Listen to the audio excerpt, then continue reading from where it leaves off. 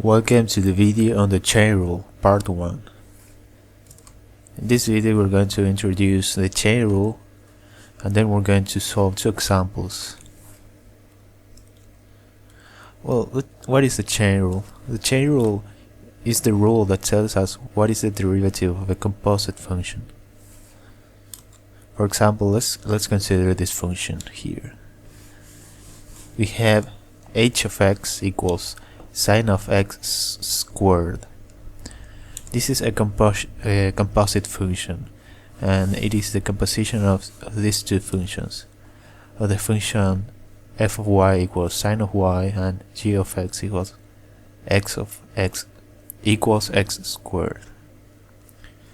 This is the composition of these two functions, because you can write sine of x squared as f of g of x. So the question is, how do we find the derivative of h? We already know how to find the derivative of f. It's a trigonometric function, and we already know how to find its derivative. And we also know how to find the derivative of g. But what if we want to find the derivative of a composition of these two functions? And the answer to this question is the chain rule.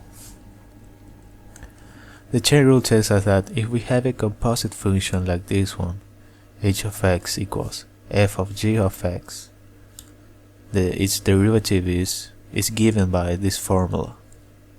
G prime of x is the product of the derivatives of each function, but f prime is evaluated at g of x.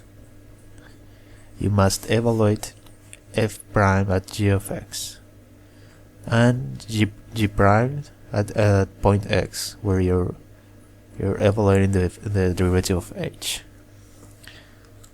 So we're going to solve some examples to get used to this idea and to learn how we can apply this formula to solve derivatives.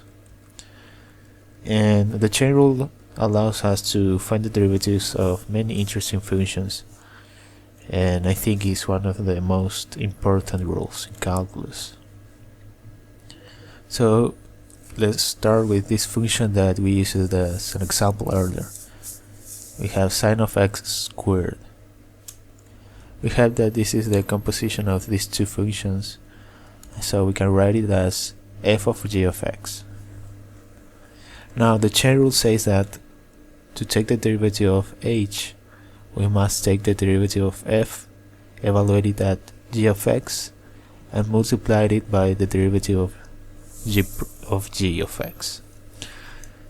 So we have that f of y is sine of y, so f prime of y is cosine of y, and the derivative of g that is easy. G prime is 2x. So now we must evaluate f prime at g of x. So that is f prime of g of x is cosine of g of x. But we know that g of x is x squared. So we get cosine of x squared. So now we're replacing the formula given by the chain rule. We have that f prime of x is this, f prime of g of x, that is cosine of x squared. That is the factor f prime of g of x, times g prime of x. G prime of x is simply the derivative of x squared, that is 2x. And we can arrange this. This is g prime of x. And we can arrange this expression like this, 2x cosine of x squared. So that's the answer. Let's do another example. Let's consider this function. We have the square root of 1 plus x. Here x is a composition of the functions of the function that takes a number y and it gives you its square root. We call this function f of y.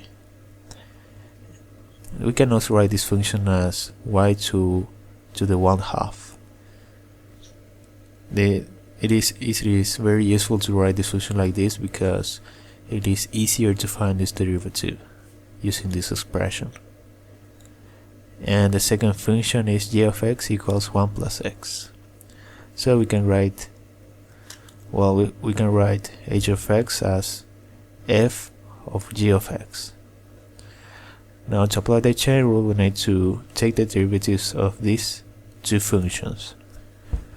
And f prime of y, we already know how to take this derivative, is we take the exponent and multiply it by the function by y to the same exponent minus 1. In this case is minus 1/2. And we can also, well, and the derivative of g of x is g prime of x, it is just 1. So applying the chain rule, this is a chain rule. We now evaluate this derivative at g of x. So that is 1/2 times g of x to the minus 1/2 times g prime, well, this is f prime at g of x, times 1. Here 1 is g prime of x. So we can write this like 1 over 2 times the square root of g of x. But g of x is simply 1 plus x. So that's the final answer. These were the two first examples, basic examples of the chain rule, and in the next video we're going to solve more complex examples, and we're going to learn how to apply the chain rule in a faster way. That's all for now. Thank you for watching and see you next time.